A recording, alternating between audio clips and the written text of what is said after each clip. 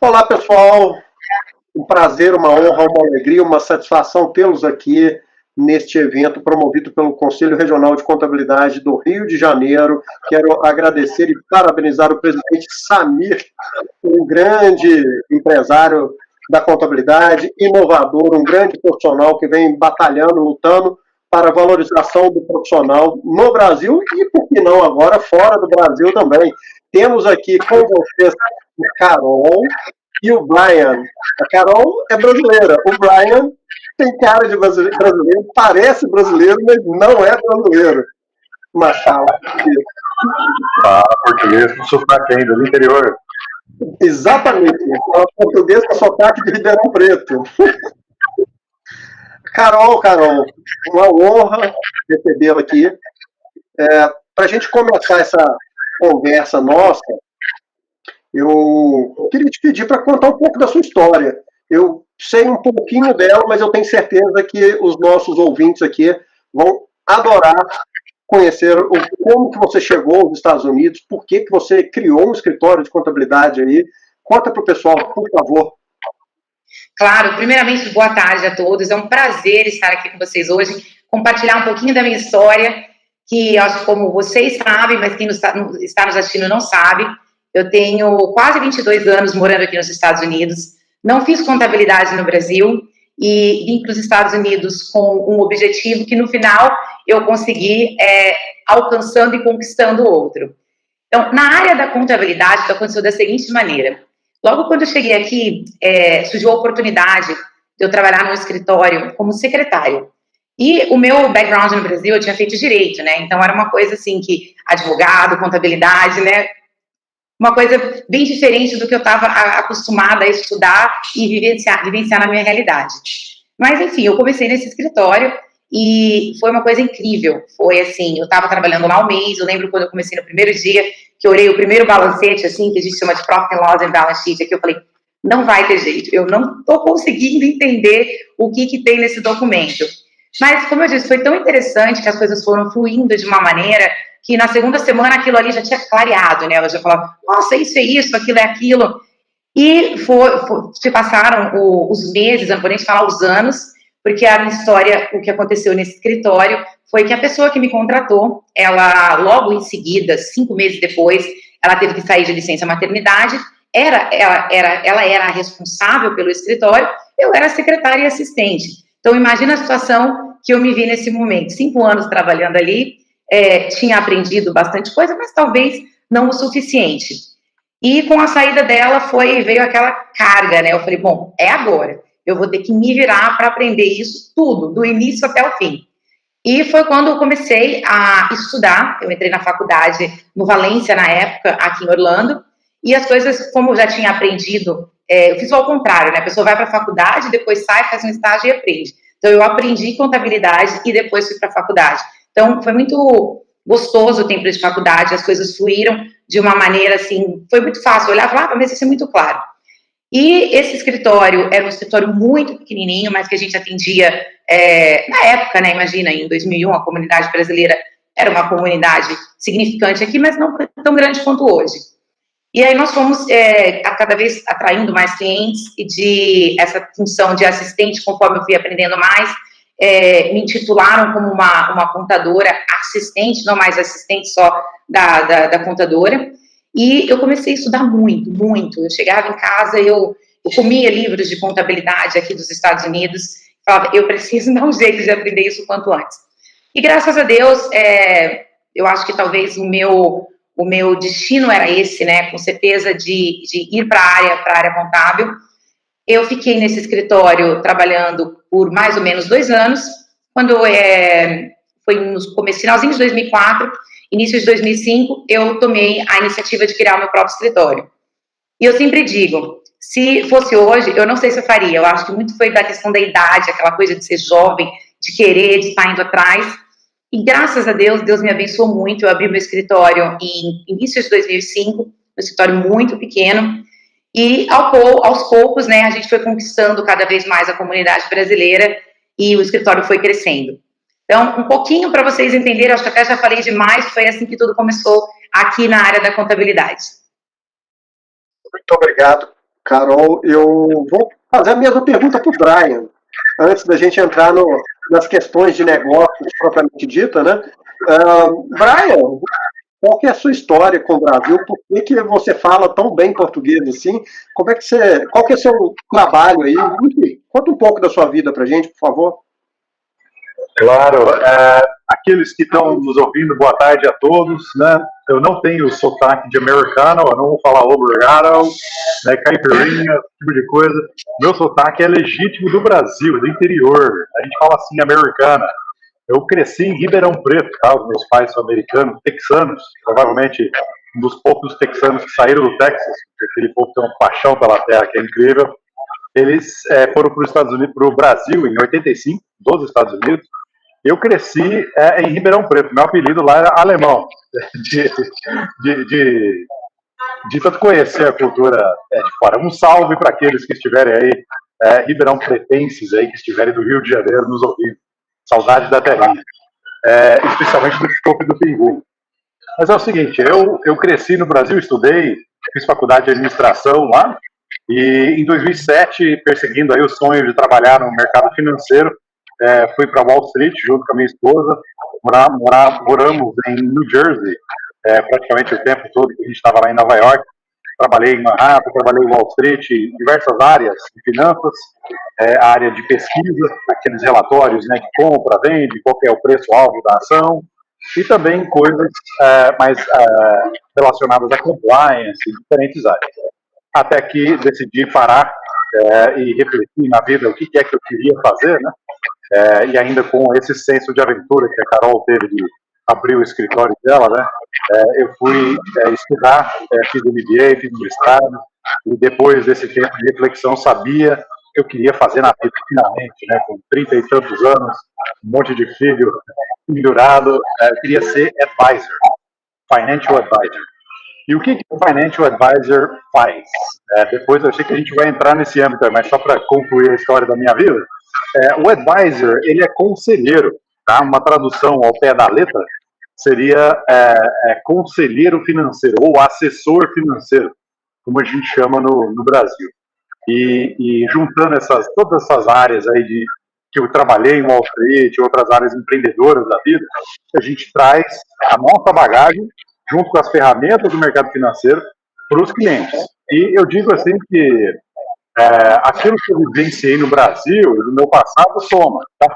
Para aqueles que estão pensando em trocar de país, em trocar de água do aquário, né, ou trocar de aquário, que estão nos ouvindo, realmente, eu acho que no caso da Carol também, né, a Carol deve concordar com isso, que tudo que a gente faz na vida soma para esse propósito aí, a gente vai caminhando assim.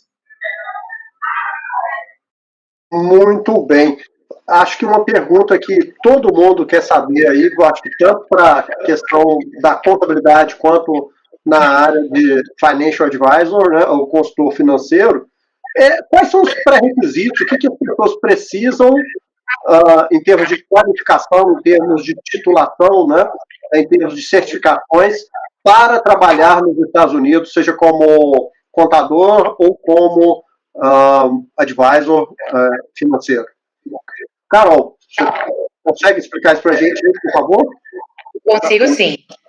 Bom, dentro da contabilidade, existem várias denominações de profissionais que fazem parte vamos dizer, para a gente ter um escritório completo.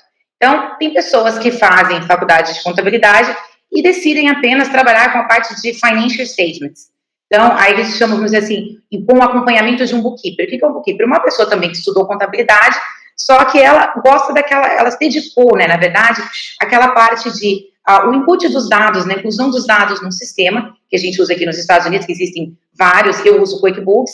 Então, você tem que alimentar o sistema com todos os dados para que a gente consiga emitir relatórios desse sistema. Então, a gente tem, começando com o bookkeeper, a gente tem alguns que se especializam só apenas tax prepare, mas o contador, aquela pessoa que quer ser contador nos Estados Unidos, representar um cliente legalmente, assinar os impostos desse cliente, ela tem que ter uma faculdade de contabilidade aqui nos Estados Unidos, que são 4 anos de estudo, se você fizer full time, porque aqui a gente tem a flexibilidade, que não é igual no Brasil, você entra numa faculdade de contabilidade, você tem que ir 5 dias na semana, das 7 da manhã ao meio-dia. Se você quiser fazer sua faculdade 2 dias na semana, 3 dias, você pode escolher as matérias e os dias. Então, o normal, se você se dedicar o teu tempo integral para a faculdade, em 4 anos você consegue se formar. Quando você está na faculdade, você vai entender e descobrir quais são as áreas que você tem mais aptidão. Então, você tem a opção de, quando sair, você prestar um curso para que você seja um Enrolled Agent, ou você fazer uma outra prova para que você seja um CPA, que é o Certified Public Accountant.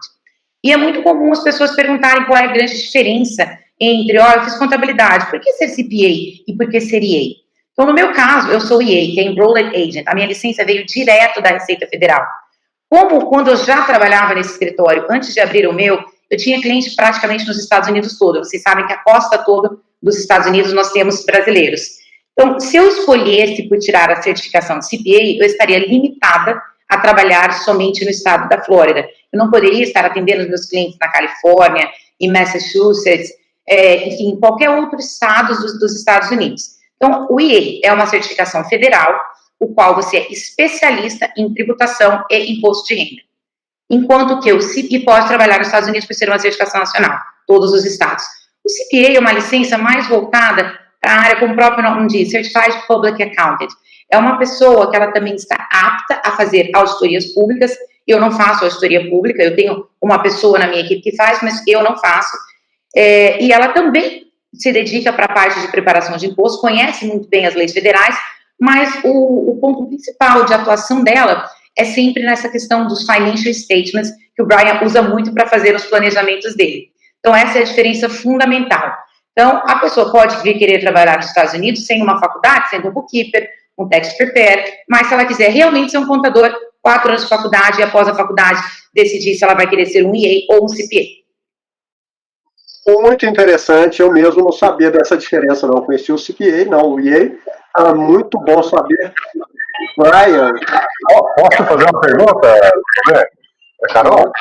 Claro. Existe um CRC, propriamente, como no Brasil, nos moldes aqui nos Estados Unidos? Como é que funciona isso? Quando você sai da faculdade, no Brasil você é obrigado, se eu não estou enganada, né? Talvez o Roberto me corrija, fazer parte do Conselho Regional de Contabilidade, né? Acho que é assim que chamam aí. Aqui não existe, mas existem associações.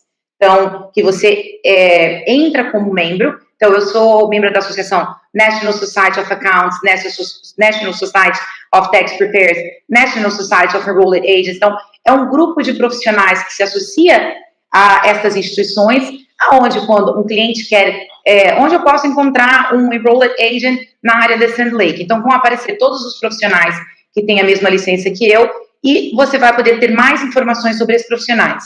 Então, não existe a obrigatoriedade, como no Brasil, de ser membro do conselho. Mas existe uma prova de certificação, um teste, um exame. A prova de certificação é essa que eu te disse. Quando você decidir pelo Enrolled Agent, que é com a Receita, ou pelo CPA, que é nível estadual. Então, deixando bem claro também, que tem muita gente, porque sempre o CPA, qual a autoridade que eu tenho e quão longe eu posso ir com o meu cliente? A autoridade em nível de Receita Federal e Estado é exatamente a mesma. Então, qualquer coisa que eu faço, eu sou responsável pelo que eu fiz, pois eu assino embaixo de tudo, e caso o meu cliente passe por um processo de auditoria, ou que não seja uma auditoria, mas precise de uma representação, eu também tenho autoridade total para representá-lo. A única coisa que realmente eu não faço é auditoria pública. Entendi. Mas quem é o órgão que realiza os exames de CPA? O estado da Flórida chama Department of Business and Professional Regulation, que ele que regulariza e dá a licença ao CPA, enquanto que para o Enrolled Agent é uma licença direto da Receita Federal Americana. É uma prova em 3 etapas, ambas, né? Então você passa por 3 etapas, parte de indivíduo, business e a parte de toda a parte legal, né? Leis, o que você pode fazer, o que você não pode, como representar, quando dizer não, enfim, toda a parte legal que regulamenta a profissão do contador como Enrolled Agent. Sensacional, Carol, muito obrigado. Eu vou passar um pouquinho para o Brian para ele não ficar com ciúmes, tá?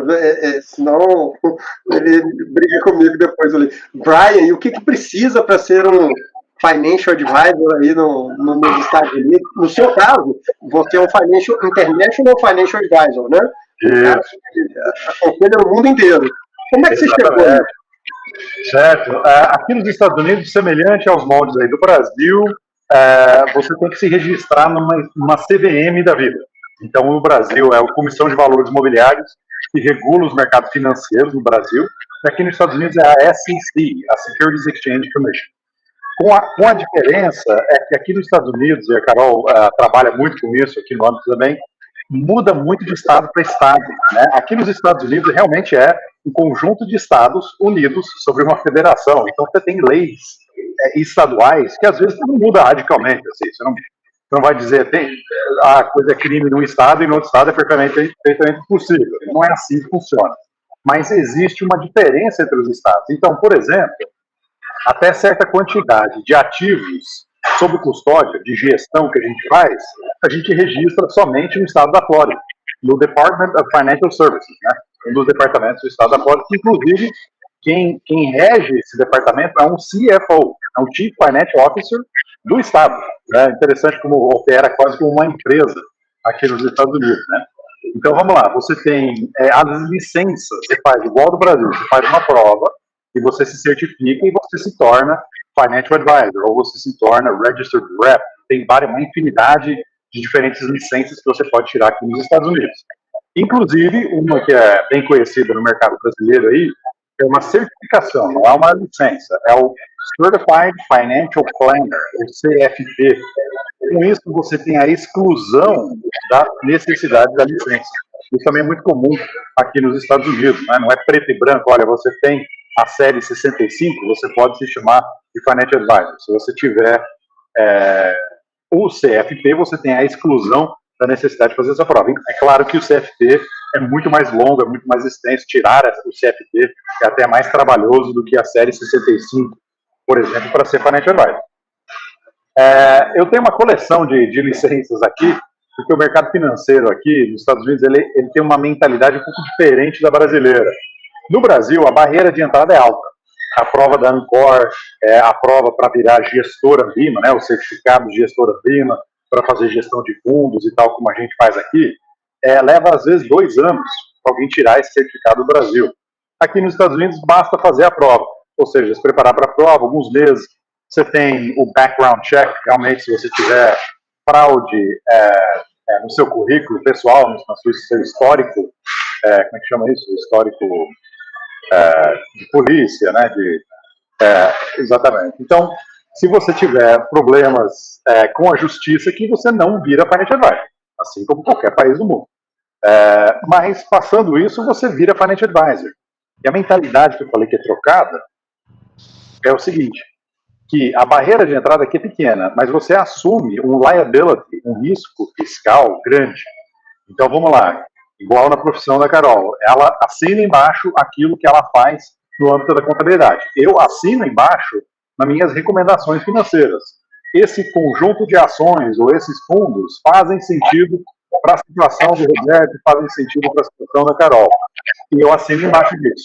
Se não fizer sentido, se é muito risco que o cliente pode levar, se ele não está dormindo bem à noite, ou se eu perco o dinheiro, ele não sabia que podia perder, eu corro o risco legal. E eu tenho que ressarcir o cliente na justiça, se for para esse ano. Então, assim, a barreira de entrada é menor, só que o sistema judiciário aqui é mais eficiente.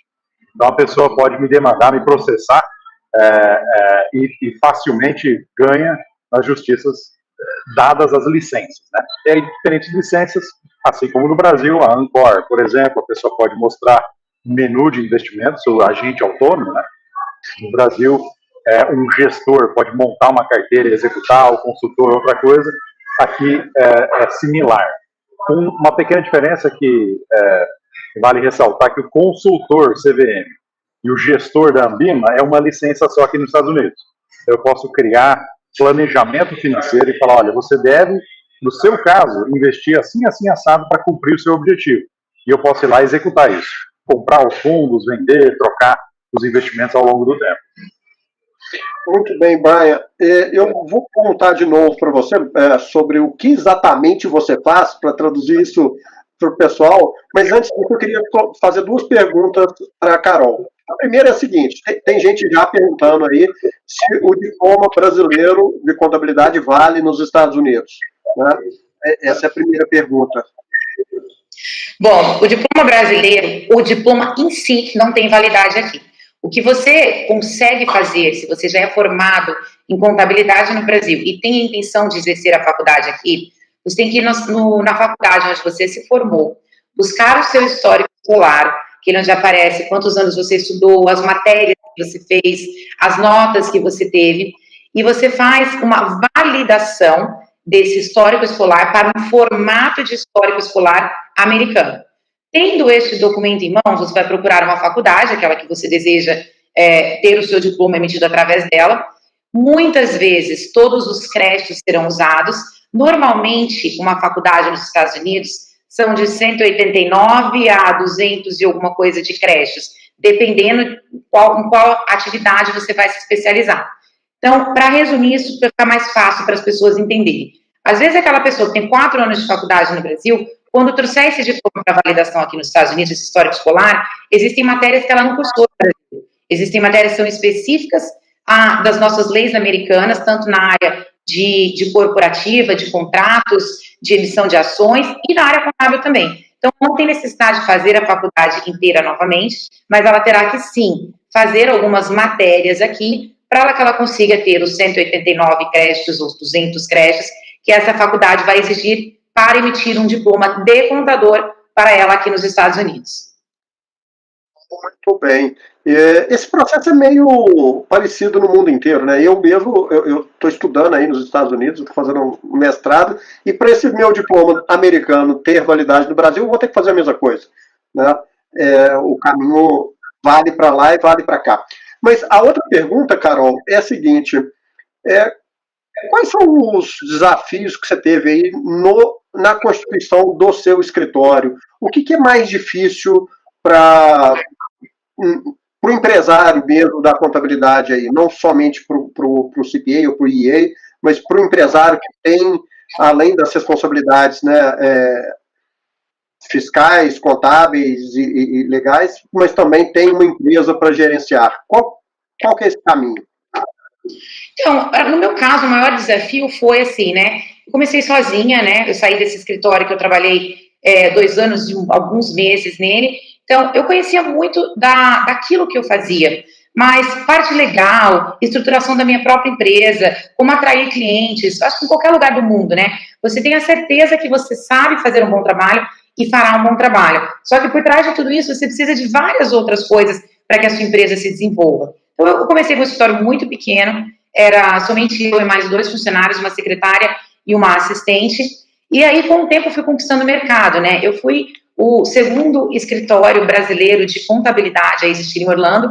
O primeiro foi esse escritório de onde eu saí, onde eu aprendi muita coisa, mas assim, o começar como empresária, o começar como dona do seu próprio negócio, é diferente do que você ir trabalhar e falar, olha, você vai fazer isso, isso e aquilo. Então, criar as rotinas. Então, a parte mais difícil foi me adaptar a essa nova realidade de empresária, de dona da empresa, e de não mais a assistente que chegava lá e recebia as ordens em relação ao que tinha que fazer. E conseguir entrar no mercado, né, Roberto? Porque, apesar de a comunidade brasileira na época também era muito grande aqui, as pessoas tinham que me conhecer, tinham que conhecer o meu trabalho. Então, quanto mais eu fui trabalhando e conquistando os clientes, naquela época era só recomendação, era o boca a boca, que até hoje eu ainda acredito que é a melhor forma de marketing que existe. Então, é sempre prestando um bom trabalho, sempre estudando, eu sempre gostei muito de estudar, então, uma pessoa que nas minhas horas livres, eu estava ali buscando informação, lei tal, mudou, o que eu posso fazer para ajudar o meu cliente nesse aspecto? Mas, peraí, mas eu vi uma brecha nessa lei aqui, que eu acho que a gente pode sair um pouco do by the book, como diz o americano, né, que é, tipo, vai só checando as caixinhas, isso pode, isso não pode. Então, descobrir alguns caminhos no qual o meu cliente, sendo muitas vezes brasileiro e residente aqui nos Estados Unidos, ou mesmo sendo não residente e residente, que ele precisava dessas dicas para desenvolver o negócio dele aqui. E o meu segundo maior desafio foi a questão da idade, como eu disse no início, né? Eu era muito nova quando eu abri o escritório, então para eu conquistar mercado, existia um pouco de dificuldade, como eu já disse várias vezes para o Brian, os clientes chegavam no meu escritório e eu falava, vamos entrar? Ah, não, mas eu vim falar com a contadora. Ah, não, mas eu sou a contadora. Então, assim, a maior barreira foi essa, conseguir mostrar para a comunidade, para os clientes que eu fui conquistando, que eu sabia o que eu estava fazendo, que eu estava constantemente estudando para cada vez poder servi-los melhor. Então, e depois, no caminhar dos anos, né, se manter, né? Porque às vezes a gente fala, é muito fácil começar uma empresa, com a experiência que eu tenho de 20 anos aqui, trabalhando com empresas que abrem e fecham, primeiro, segundo ano, você estoura. Aí, para manter aquilo que você estava fazendo, então, é um conjunto de fatores, né? É o seu profissionalismo, é a maneira com que você atende seu cliente, você cativa, para que você consiga se manter no mercado por mais... Eu já estou há 16, com o meu próprio escritório, para que consiga manter mais uns 20 anos aí, trabalhando para a população brasileira e para os outros clientes que não são brasileiros também. Carol, eu estou impressionado com as suas respostas. Eu tenho várias perguntas aqui sobre tecnologia, marketing, sucessão, fusão, aquisição, mas eu vou perguntar um pouquinho para o Brian também, tá? Eu vou dar um minutinho para você tomar uma água aí. Brian, e qual é o seu trabalho aí? O que você faz? Qual que é você tem uma empresa, não é isso? Uma empresa de aconselhamento financeiro focada em brasileiros, é isso mesmo? Ok, aqui a Proxy é uma empresa de investimento global. Então, quando a gente promove a segurança do mercado americano, tá? Nós estamos promovendo o cofre, onde você coloca o seu dinheiro, use o mercado americano. Hoje em dia é muito simples, o mercado financeiro global está integrado, né? Eu morei anos fora dos Estados Unidos, passando o cartão de crédito, inclusive levei meu sogro uma vez lá em Curitiba, falei assim, ó, sogro, vou comprar pão em dólar hoje, né? Passei o cartão americano lá. Para ele foi assim, uau. E essa é a facilidade do mercado financeiro. Você pode hoje ter uma conta, você é residente do Brasil, residente do México, do Chile, África do Sul, Portugal, Bélgica, esses são os lugares que a gente tem clientes, onde eles residem, e o dinheiro deles está aqui, sendo gerido por uma equipe global. Agora, a gente vai além. A gente fala assim, olha, você traz seu dinheiro para cá, vamos comprar Dow Jones, índice Dow Jones, que a gente sempre ouve no Jornal Nacional aí, ou o índice Nasdaq caiu 1% hoje, é isso? Não, é muito além disso. Para investir numa coisa simples, um índice, você não precisa de um profissional. Você sabe que aquilo faz sentido para o seu objetivo. Então, eu sempre volto nessa conversa, porque eu sempre estou falando, volto em objetivos, né? Então, a gente ajuda o cliente a estabelecer um objetivo, como, por exemplo, quero aposentar daqui a 20 anos, daqui a 30 anos. Como é que vai estar o mercado daqui a 30 anos? Ninguém sabe, nem eu. Então, como é que eu planejo? Existe uma metodologia, existe uma sistemática para a gente destrinchar objetivos, transformá-los em pontos no futuro, nem que seja meio difuso. Ah, não sei se é 20 ou 30 anos. Ok, mas você tem que acumular dinheiro até lá. Senão você vai ter que trabalhar o resto da sua vida, né? É básico. Ou você fala assim, olha, quero que meu filho ou minha filha estudem fora do Brasil. Você tem que acumular dinheiro fora do Brasil para cumprir esse objetivo. Porque, infelizmente, a gente vê mercados emergentes em geral. O Brasil não é o único que sofre isso, apesar de que o Brasil, o real brasileiro, infelizmente, é a moeda que mais sofreu neste ano, batendo o peso argentino, né? Isso mostra o quê? Ah, não é hora de comprar dólar. Mas vamos além, né? Não é hora, é hora de você diversificar o seu patrimônio, é hora de você proteger o seu patrimônio. Então você vê que nessa conversa assim, tem coisas muito teóricas, muito densas, que a gente ajuda o cliente a criar um plano, focar no plano e trazer o quadro atual do cliente e os objetivos e qual que é o melhor caminho das duas coisas se encontrarem. Trazendo um plano real e prático, o que é que a gente faz aqui. Muito bem. Eu estou com uma série de perguntas aqui do pessoal, que eu já vou adiantar, muitas perguntas ligadas à atividade acadêmica, se mestrado vale, como é que é isso, de mestrado lá, mestrado aqui. Eu prometo para vocês, é uma promessa, e vou cumprir, e vou trazer para vocês reitores ou professores que possam explicar essas questões acadêmicas de uma forma mais detalhada, porque o nosso assunto aqui é mais ligado à atividade em si, propriamente dita, né? Como que funciona um escritório de contabilidade nos Estados Unidos, o que eles fazem pelos clientes, como que funciona um consultor financeiro nos Estados Unidos, né? E essas coisas extremamente acadêmicas, a gente vai perguntar, obviamente, para quem entende profundamente do assunto, que são coordenadores de cursos, chefes de departamento, reitores. Promessa, hein? Missão dada, missão cumprida. Vou trazer aqui para vocês. Carol, como é que é? Você falou um assunto importante, indicação é a melhor forma de trazer cliente, eu acho que não tem dúvida em todos os negócios, né? O custo de aquisição de cliente por indicação é muito menor do que o custo de aquisição de clientes, seja via marketing digital ou marketing offline, mas você faz aí algum tipo de ação?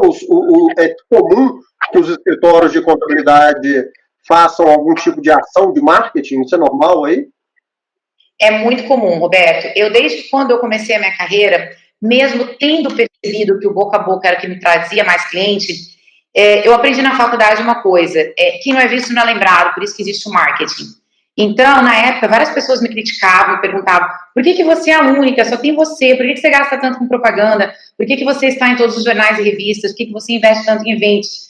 Um exemplo muito fácil que eu gosto de dar, e que todo mundo aí no Brasil e aqui sabe, é a própria Coca-Cola. A Coca-Cola o mundo inteiro conhece, já faz centenas de anos, e a Coca-Cola gasta uma fortuna de marketing. Por quê? Porque eles querem estar sempre sendo os primeiros no mercado, e quando você lembrar de refrigerante, o que vem à tua cabeça? É sempre a Coca-Cola. Então, a questão do marketing, ela tem que caminhar junto com essa questão do boca a boca. Não adianta também eu ter um marketing que eu gasto $1 milhão por ano, e o cliente sai do meu escritório não satisfeito e não vai me recomendar para ninguém. Então, as duas coisas têm que vir juntas. Um excelente trabalho, sempre zelando a satisfação do cliente, e o marketing me ajudou muito. Então, eu recebo clientes hoje que falam, poxa, eu te vejo lá desde 2005 no Jornal Brasileiras e Brasileiros, e toda vez que eu vou falar com alguém, sempre menciona o seu nome.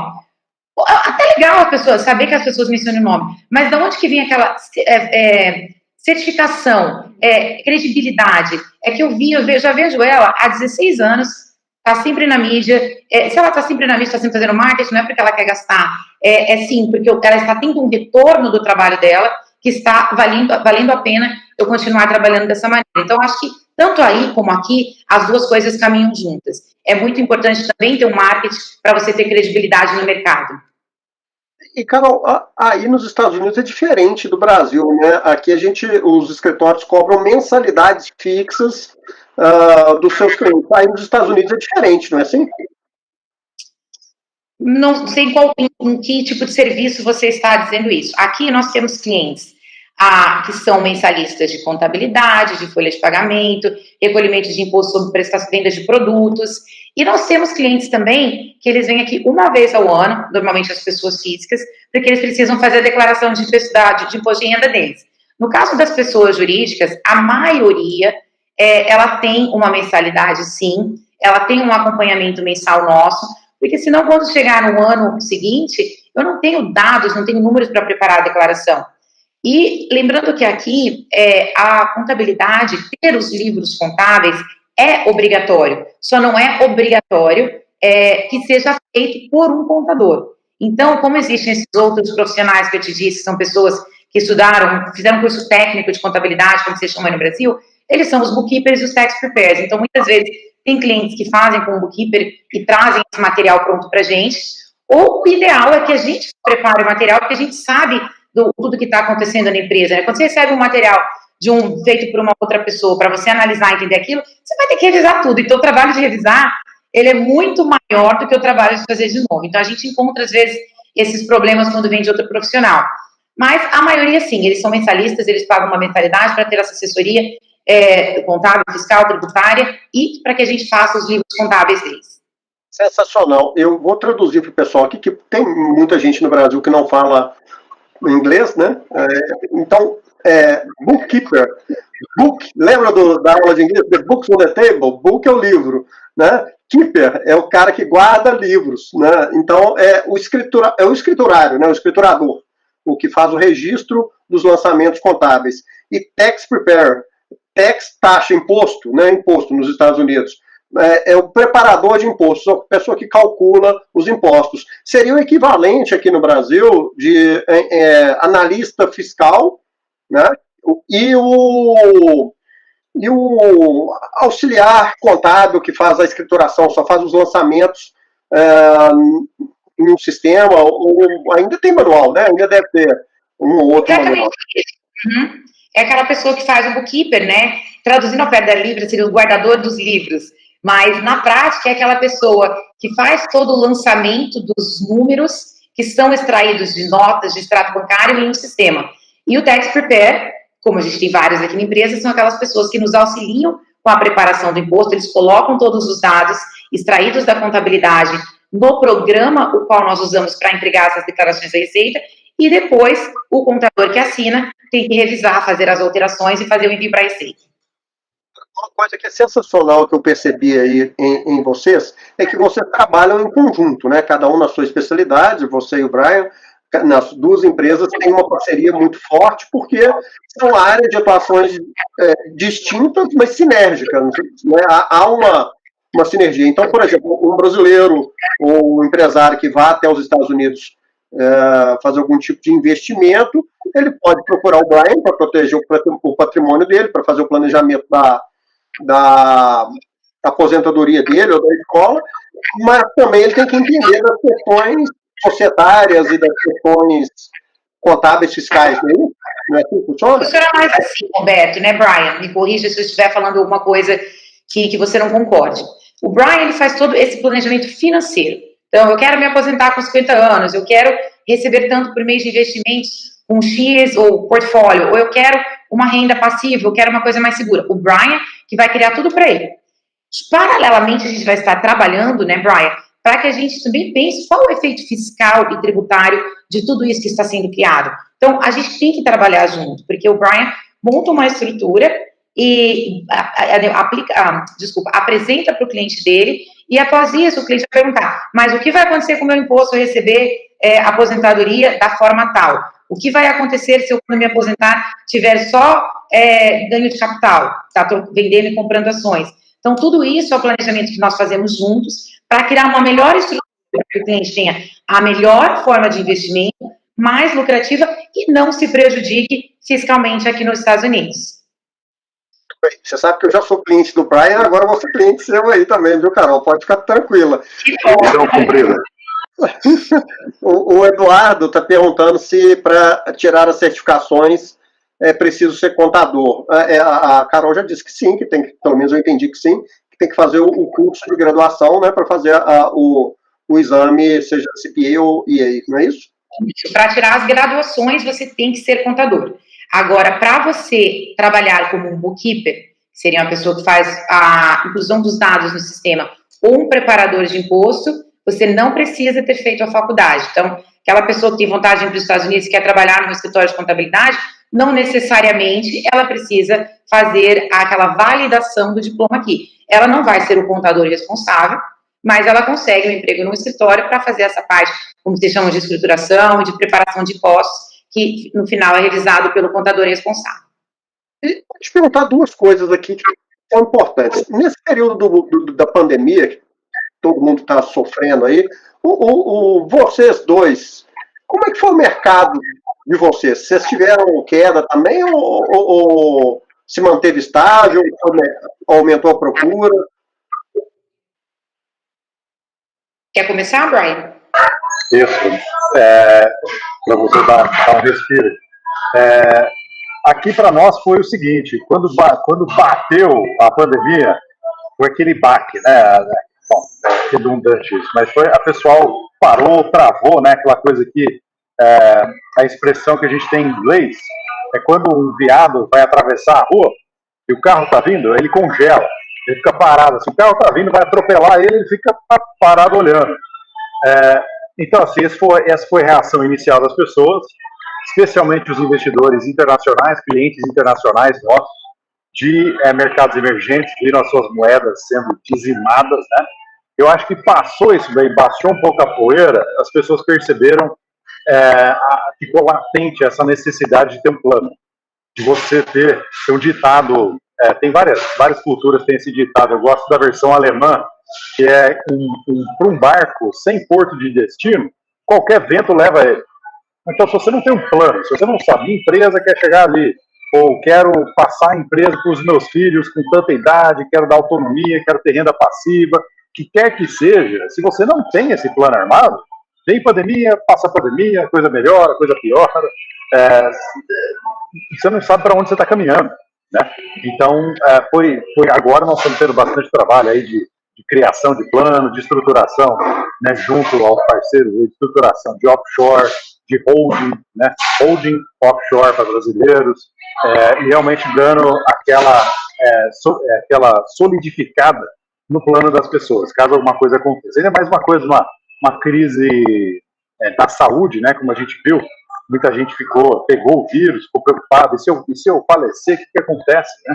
Como é que ficam os bens? Paga ITCMD antes, depois? Vai subir, não vai? Tem sucessão aqui nos Estados Unidos e por aí afora, né? Suscitou muitos pensamentos aí, embora negativos, né? Foi um alerta muito bom para os clientes aí. Muito bem. Carol, como que foi a atividade aí? Breve, porque se eu for te contar tudo o que aconteceu de verdade, tudo que passou pela minha cabeça quando começou a pandemia, eu vou ficar aqui o resto da nossa live. No dia 16 de março, que eu acordei, eu sempre assisto, a primeira coisa que eu faço na manhã é assistir os news, né, as notícias, para saber o que está acontecendo, seja de economia, de finanças, saber, em geral, do mundo todo. A gente já estava com a pandemia na cabeça, mas para nós era uma coisa bem distante. A pandemia estava na China, os Estados Unidos jamais seria afetado. Sabe aquela coisa de microvisão sobre algumas coisas? Então, essa coisa da China, vírus que veio de morcego, imagina. Dia 16 de março nós nos surpreendemos. Acordamos todos com a notícia que já tinha não sei quantos mil casos, já começaram a ter as mortes. Na mesma hora eu falei, meu Deus, o mundo vai parar. Porque o que a gente vai fazer agora para continuar trabalhando, prestando assessoria para os clientes, e, enfim, as semanas foram passando e a nossa preocupação cada dia mais aumentando, como de todo mundo, porque ninguém sabia o que viria nos próximos dias. Então, a ideia que eu tive nesse dia foi o que eu vou fazer para ajudar estes clientes que já começaram a ser afetados na primeira semana. Então, o pessoal do turismo já foi na primeira semana, o pessoal do restaurante, na segunda semana as coisas começaram a ficar ruim de verdade. Enfim, vários outros negócios me ligando, Carol, o que eu faço, pelo amor de Deus? Então, nós percebemos a necessidade do empresário de estar melhor planejado, foi o que o Brian mencionou. O planejamento é essencial. Então, muitas empresas não tinham reservas nenhuma, não tinham cash flow, não tinham como pegar empréstimos e passaram por uma situação bem delicada, e foi quando o nosso serviço triplicou durante a pandemia. A busca dos clientes para resolver essas situações que foram deixadas para trás, que não tinham importância naquela época. Eu vou lá no começo do ano, eles dão uma olhada no meu número, fazem minha contabilidade atrasada e fazem meu imposto. Logo em seguida, na segunda semana, saíram todos aqueles estímulos, as ajudas do governo para as empresas e para as pessoas físicas. E qual a primeira coisa que foi pedida? Os seus livros contábeis. A gente precisa de todos os seus relatórios para entender se você vai qualificar para algum estímulo ou não. E com a pessoa física, eles precisavam ter a última declaração entregue ou a declaração corrente para que recebessem aquele cheque de $1.200, para que eles pudessem ter uma noção de quanto era a renda da pessoa e saber se eles qualificavam ou não. Então, a pandemia foi muito bom para mim também, porque eu aprendi muita coisa nesse sentido que talvez eu não observava nos meus clientes, né? Eu poderia estar auxiliando de uma outra maneira, que é o que a gente tem feito hoje, e conforme foram sendo liberadas as aplicações para os empréstimos, para tudo mais, a gente começou também a servir os nossos clientes, auxiliando nas aplicações desses empréstimos, tanto estaduais como federais. Porque como era uma coisa nova, inclusive para mim, mas nós somos da área contábil, a gente sabe o que era a documentação que estava pedindo. Imagina para um brasileiro, ou até mesmo um americano que tem empresa aqui, e aquilo ali para ele estava escrito em latim, os documentos que eles precisavam apresentar. Então, para a gente, a pandemia, assim, infelizmente, devido à situação que nós estamos passando, mas felizmente para o negócio, veio para agregar e veio para nos ajudar, e a gente cresceu bastante de março para agora. Então, na minha visão, eu acho que a fundamental que a gente pode deixar, se Deus quiser, em breve, a gente vai estar numa situação muito melhor em relação a tudo isso, é para que tantos contadores aí no Brasil que estão nos vendo, mas para os empresários também, planejamento, porque a gente nunca sabe o dia de amanhã. E estar sempre com a sua contabilidade, com a sua conversa com o seu financial advisor em dia. Porque muita gente hoje está bem porque tinha tudo controlado ali, como se diz, na ponta da caneta, né? E aqueles que não tinham, infelizmente, estão passando por uma situação muito delicada. Carol, tem uma série de perguntas aqui, várias pessoas oferecendo parceria, depois eu vou apresentar a vocês essas pessoas, inclusive algumas eu até conheço, que querem fazer negócios aí com vocês. Mas a minha pergunta, tem várias perguntas aqui também no que diz respeito a valores que os escritórios de contabilidade nos Estados Unidos cobram dos seus clientes. Como que é isso? Como é que é a precificação disso?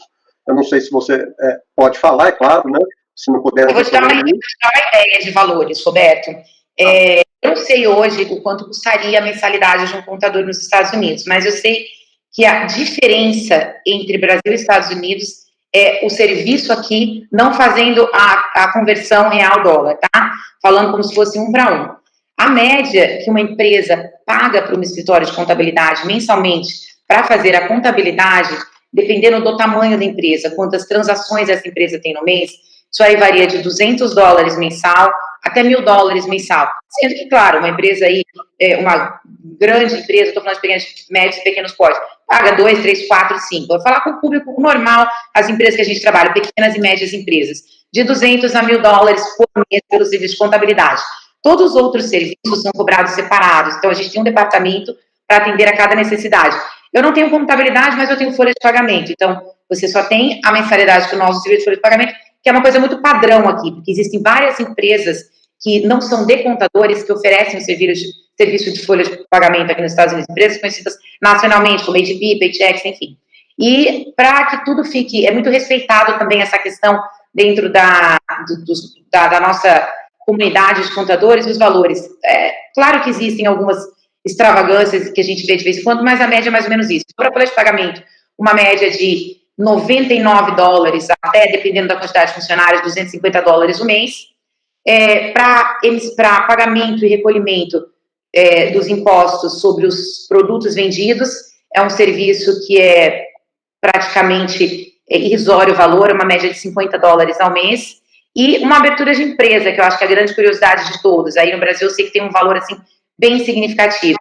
Aqui, para abrir uma empresa, a pessoa pode gastar $500, dependendo da estruturação, ou ela pode vir a gastar $3.000, mas a média para uma empresa simples, você brasileiro que vem para cá e vai começar seu negócio, você vai gastar aí de $500, com tudo incluso, até $1.000 para ter a sua empresa aberta aqui, incluindo o contrato social, o CNPJ e as ações. E agora para os dois, vale a pena ser contador nos Estados Unidos ou financial advisor? Assim, óbvio que eu não vou perguntar para vocês qual que é o valor que vocês têm de remuneração, mas assim, qual que é o salário médio de um bookkeeper, de um tax preparer, de um CPA, de um financial advisor? Quanto que vocês fazem por ano? Não vocês, né, mas o mercado. Bom, a média, a gente começava falando assim de bookkeeper. O bookkeeper, eu estou sendo médias, tá? Porque por estado isso varia. Falando em Flórida, se a gente tem um site que é do Department of Labor, ou seja, o Departamento do Trabalho, onde ele te dá esses parâmetros. Então, dependendo do ano de experiência que a pessoa tem, se é formada, se não é, enfim. Um bookkeeper, ele ganha de 24 até 35, 50 mil dólares por ano, dependendo dos anos que ele tem de experiência. É claro que um bookkeeper com 1, 2, 3 anos de prática, de experiência, ele não vai ganhar um salário de 50 mil dólares, mas uma média de 24 é um bom número para eu te dizer.